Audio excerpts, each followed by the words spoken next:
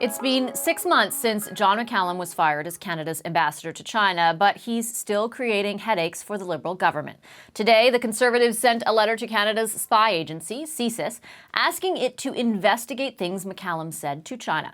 McCallum told the South China Morning Post that he warned Chinese officials not to continue punishing Canada over its arrest of Huawei CFO Meng Wanzhou, arguing that, quote, anything that is more negative against Canada will help the Conservatives, who are much less friendly to China than the Liberals. The Prime Minister and his cabinet are trying to distance themselves from those comments. Mr. McCallum does not speak in the name of the Government of Canada. I think that it is inappropriate for any Canadian to be advising any foreign government on ways it ought or ought not to behave to secure any particular election outcome in Canada. The Foreign Minister addressed yesterday the comments by Mr. McCallum. The focus of this government has always been on standing up for Canadian interests, standing up for the Canadians who are being unfairly detained, and standing up for the rule of law. The Conservative opposition isn't buying it, though. In a letter to CSIS, the party's deputy leader and public safety critic write, "This advice was partisan in nature and encouraged the government of China to take specific actions in order to influence Canada's democratic process. Canadians expect that the upcoming election will be conducted in a free and fair manner, and that any and all incidents of foreign interference," the letter goes on to say, "will be fully investigated with action taken to prevent said interference." CSIS has confirmed to CBC News that it received this letter, but says it cannot publicly comment. So what are the chances the spy agency takes up the investigation? Phil Gursky is a former strategic analyst with CSIS. He's currently the president and CEO of Borealis Threat Risk. Nice to see you, Mr. Gursky, again. Well. Thanks for coming in. My pleasure. Let's start at the beginning with Mr. McCallum's comments. Essentially, we've laid them out in the intro there. What was your reaction when you heard them? Bizarre at best that somebody who was a former ambassador to China and a former cabinet minister would go to that extent to tell China, hey, guess what? You might want to do something because if we lose the election in October, you'll be faced with a more difficult party to deal with. I don't think that's it. That's his say. I don't think that's his position to say anything. And you got to think, a guy who had those former positions, wouldn't he know any better? I would have thought so. Those comments are made, I guess, against a backdrop in which our country and China are at odds on a number of issues, and it's a diplomatic, dispute to the nth degree. Do you think, separate from the specific comments he made, that China does pose a risk to the electoral process in this country, given what's going on? Well, certainly it's possible. Excuse me, it's possible. We've been, CSIS and CSC and the RCMP have been talking for, almost years now about the possible threat to the federal elections in 2019. Who might pose those threats? Well, it's not Chile and Fiji. It's probably Russia. Could be Iran, could be North Korea, could be China. So the fact that, China may, and I stress may, I don't have any evidence to suggest that, but it certainly is possible. And I think a man like Mr. McCallum, and again, as you said, in keeping with what's happened to the 2 Canadians held hostage, the 1 Canadian who's been sentenced to death, the whole situation with the Uyghurs, et cetera, I'm not sure you want to be cozying up to the Chinese right now. Let's talk about what the Conservatives, how they've reacted. They're upset. They obviously they think that there's some sort of effort there to influence the election. They've written to CSIS, Canada's spy agency, and asked them essentially to investigate this. How unique would that be? It's unheard of in my experience. I can't say for sure it's never happened, but you have to understand that CSIS is an organization that investigates threats to the security of Canada. It collects intelligence, it assesses the intelligence, it advises government. The Conservative Party is not the government, at least not yet. So CSIS has to have investigative independence. Now, yes, it gets some marching orders from the government in terms of intelligence priorities, what CSIS should focus on, but it is completely independent of any one person saying, you should investigate Vashi or Phil because I think they're doing bad things. So how would that decision be made then? Because, the Conservatives, I guess, have the right to say, here, can you do this? But what is the process like by which a decision is made? By CSIS. Yes, by CSIS, yeah. Well, CSIS would in accordance with its mandate, so in this case it's Section 2B of the CSIS Act, which is foreign interference. And we would agree that interfering in elections is something Canadians don't want to see. So CSIS has the mandate to investigate it. So it does its investigations, it collects intelligence through human sources or other means, and it decides where the priorities are in terms of who poses the greatest threat. and that's how investigations are carried out. Certainly anyone, including the Conservative Party, can make suggestions that, we've heard through the grapevine that, but to say, thou shall, or you really should investigate Mr. McCallum on this ground, that's going a little bit too far. And CSIS doesn't have to tell us or anyone in the public whether or not they decide to do it one way or the other, do they? No, and in fact, the spokesperson for CSIS came out quite clearly and said, surprise, surprise, we're not going to tell you where we're investigating, how we're investigating, or what we're investigating. Rest assured, we're taking this seriously, and the director of CSIS has said on several occasions this is a priority for the service going up to October of this year. So they are looking at it, but no, we're not going to get any details. The other interesting part of the letter was that the Conservatives asked them to sort of ask CSIS to make this part and parcel of the kind of information they brief the panel that was set up, I guess, earlier this year, but then sort of mandated just last week, I think it was, or earlier this week. The government sort of laid out exactly how this panel would work, how they would trigger an alarm for the public that there is this kind of interference taking place. It wasn't too clear. There's a lot of questions that still remain. For example, what's the threshold above which they decide, hey, this is something the public needs to know about? What do you think of the way in which that panel has been set up and the idea that this, Mr. McCallum's comments, should be part of what that panel is briefed on? Well, the panel is an odd beast, to say the least. I'm not aware of anything analogous that I've seen in my time at CSIS. So look, there's always more intelligence that's collected than can actually be shared or presented as, here's something you need to know about. So what it strikes me as is that in the course of all these investigations, if CSIS determines that something is either really, really time sensitive, you have to know it, or it's really serious, we'll make it as part of this package to go to this panel, and they can decide then what to do with it. This notion of informing the Canadian public, now that's really, really interesting, because normally CSIS doesn't do that. We have, of course, the annual report, one just came out a few months ago, in which CSIS does share information with Canadians, not secret information, but says, here's what we're worried about.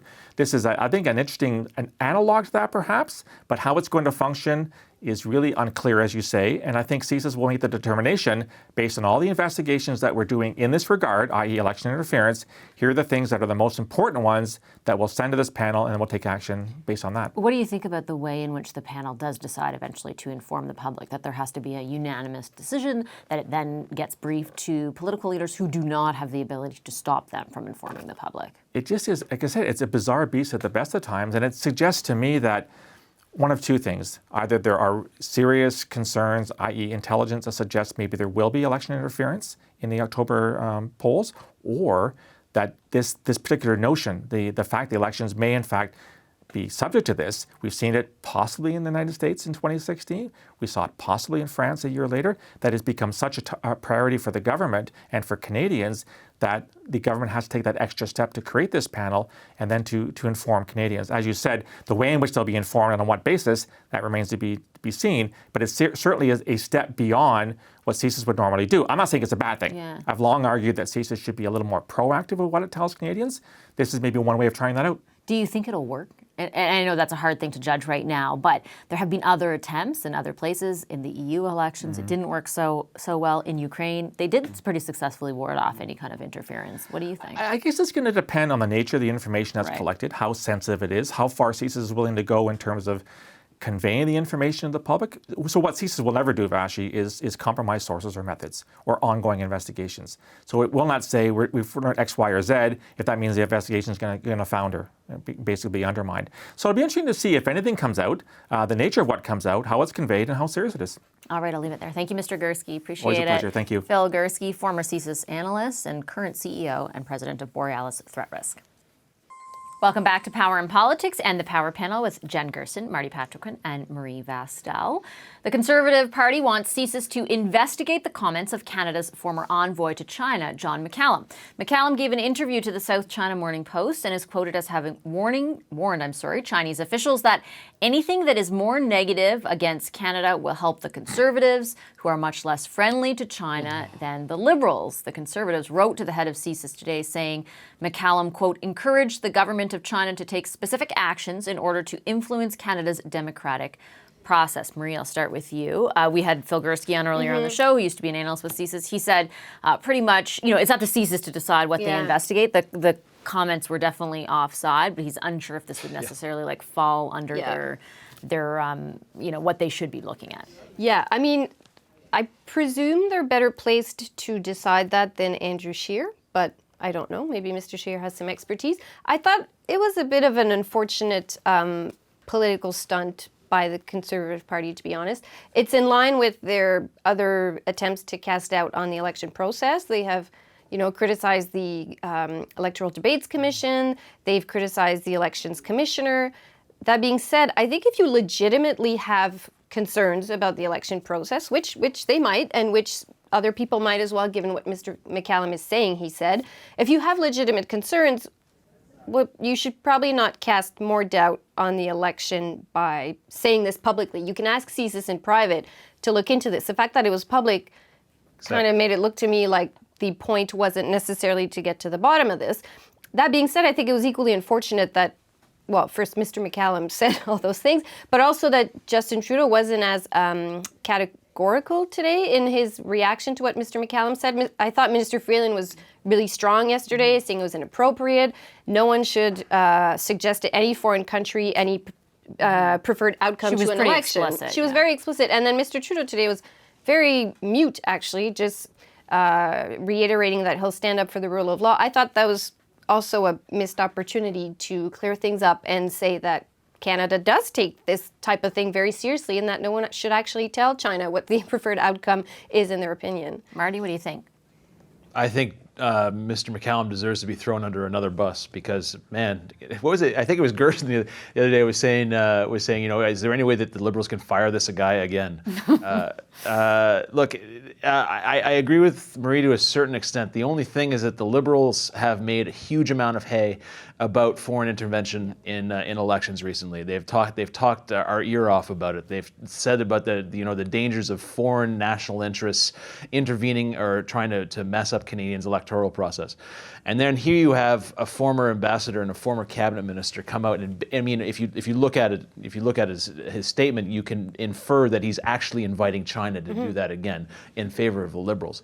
It's really, really bruising to the Liberals. And I understand the stunt aspect behind Conservatives calling for CSIS to investigate, but there's no other. I think the Conservatives are basically trying to, keep this scandal going because, let's be honest, the Liberals are very, very weak on this. Yeah, but should you keep a scandal going on the value of an election? To me, that's very, very dangerous. I'm not saying what Mr. McCallum did is without reproach. I think he never should have said that, and probably, yes, should get in very much trouble for it.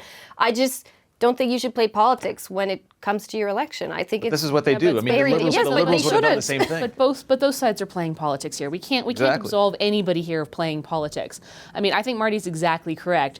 The Liberals are trying to create a narrative or a perception that, like, the foreign actors are just, sitting on the corners of Facebook waiting to pounce. And so far, we've seen very little evidence of that being the case. But it allows them to create this narrative that everything that's unflattering or everything that might not go their way is some kind of example of foreign agency or fake news. And then, of course, as you're quite correct also, Marie, to point out that, the Conservatives are also playing a bit of a theatrical game by being public, by going to CSIS to ask them to investigate. But they're also, at the same time, driving a stake right into the heart of the hypocrisy of the whole thing by saying, look, if you are caring about foreign interference in an election, here's a blatant public example of it, or an attempt at doing so. So, hey, can somebody maybe look into that?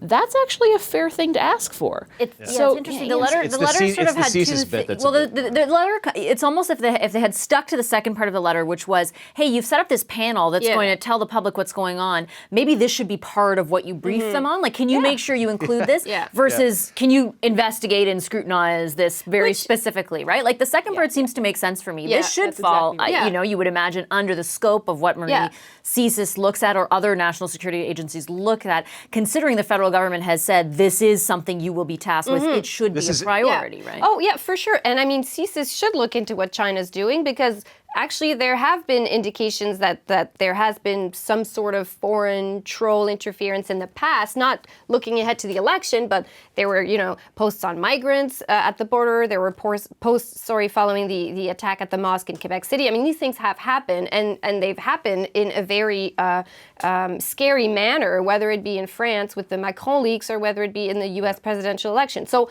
I think it's legitimate to be worried about a risk. I think Jen is probably right that both sides are playing politics and that perhaps it helps the Liberals to say anything negative is foreign interference. But I just think that CSIS would probably look into China anyway, and I don't think that even if they were going to investigate in what Mr. McCallum said, they wouldn't tell us. So just to ask them to do it, it's a request that wouldn't get an answer anyway. And so I wonder what the point is, other than just, as Marty said, keep the scandal going.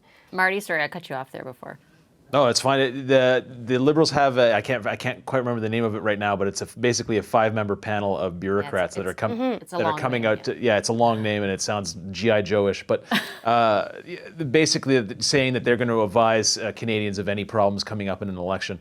I would venture to say that having a former cabinet minister and former ambassador come out and basically invite China to interfere in the election on behalf of the Liberals would probably make pretty close to the top of that list. I have about 30 seconds left. Last word to you, Jen. Yeah, I don't think Marty, I could say it better than Marty, but yeah, duh.